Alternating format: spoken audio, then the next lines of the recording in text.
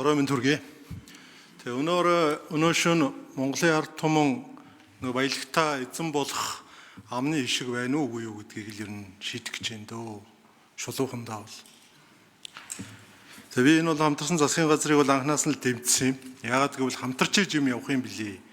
Яг ийм том эрх мэдэл, мөнгө төгрөг, уул уурхай ашигт малтмал энэ асуудлыг нэг намд ангаараа явуулж чадахгүй юм байна гэдгийг би бас өнгөрсөн парламентээр харсан.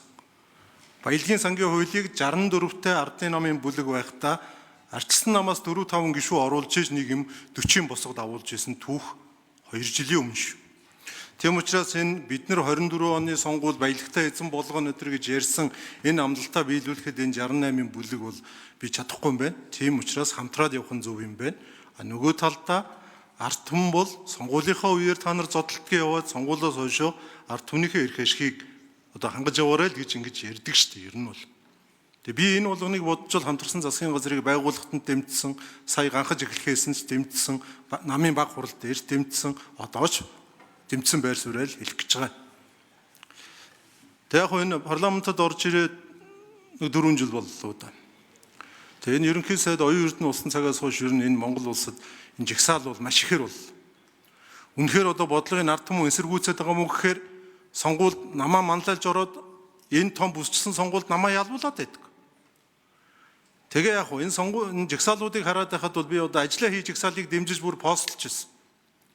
Одоо ингээ хараад байхад нүүрсний хулгай гэж ерөнхий сайд өөрөө эхэлж ярьсан. Нүүрсний хулгайгаа зогсоо гэжсэн нь 2 хоногийн дараа огцор болоод явсан. Сая энэ гашуун сухатын асуудал орж ирэх үед 2 сарын ихээр харбинд гарын үсэг зурхат нь энд утааны жигсаал гэж болоод бас л утаа ярьжсэн сүүлдээ огцор болсон.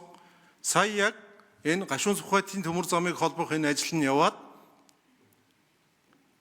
орлогоо нотол болсон, ирээд хэлхийн завдалгүй огцор болсон. Тэгээ өнөөдөр бол огцрох амархан гэдэг юм яриад залуучууд ихсэж байна л д. Би яг бүх юмаа ил болгох гэдгийг бол дэмжиж байна. Ер нь одоо энэ бид Монгол төрийн асуудал, Монгол улсын цаашдын үндэсний аюулгүй байдал олон зүйлүүдийг бас давхар бодох ёстой үүрэгтэй хүмүүс гэж ингэж бодож байна. Энэ Монгол улсад сүүлийн үе зохион байгуулагдж байгаа энэ жигсаал цуглаанууд ямар нэгэн байдлаар зохион байгуулалттай, санхүүгийн их үүсвэртэй ингээд жигсаад байвал энэ төр засаг гэж ер нь одоо нэг цүнхний асуудлаас болоод өнөөдөр ингээ их хуралдаа сууж байна. Ер нь цаашдаа төр засаг гэж байх ч юм уу гэж юм. Ийм байдлаараа бол.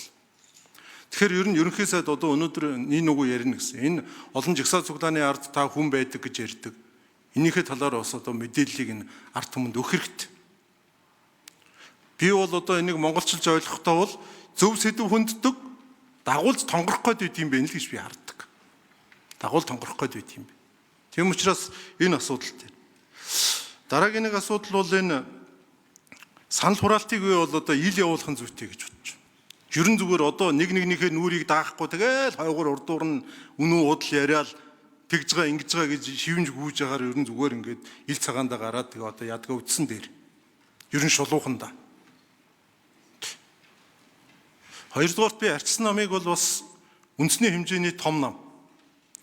Өнөөдөр энэ сонгуулиар ардын нам, арчилсан нам хэн олон хулах гээд байгаа тэр сонгуулийн үе биш ээ. Энэ бол Монголын ард түмэн баялагтай эзэн болох уугүй юу гэдгийг шийдэх чухал орой. Чухал шүн. Тийм учраас та бүхнийг бас чуулганыхаа хуралдаанд би оролцооч гэж. Би 1 минут авчдаг. За 1 минут нэмжигэй. Би оролцооч гэж бас уриалах гэж байгаа. Сая бол одоо тоглоом тоотын дээр гэж бас л үнэн л үг. Үнэн л үг.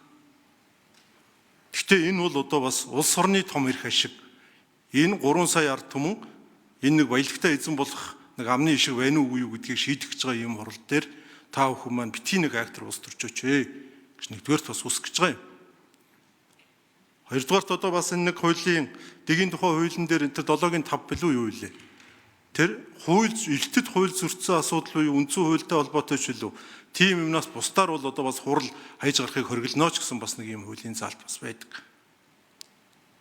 Тэгэхээр хэдүүлээ одоо үндэсний эрх ашиг энэ том юмаа бодож энэ ард түмэн баялагын энэ тэгш хуваарлтын тал дээр би бас зогсоосой л гэж ингэж бодож. Сая би амралтын өдрүүдэд аймагтаа ажиллалаа. Захиж байгаа юм ердөө баялагын сангийн асуудлыг Энэ ард түмэн энийг бүгдийг нь хараа сууж байгаа. Баялагын сан та нар хийж чадах уугүй юу гэдгийг л онцгой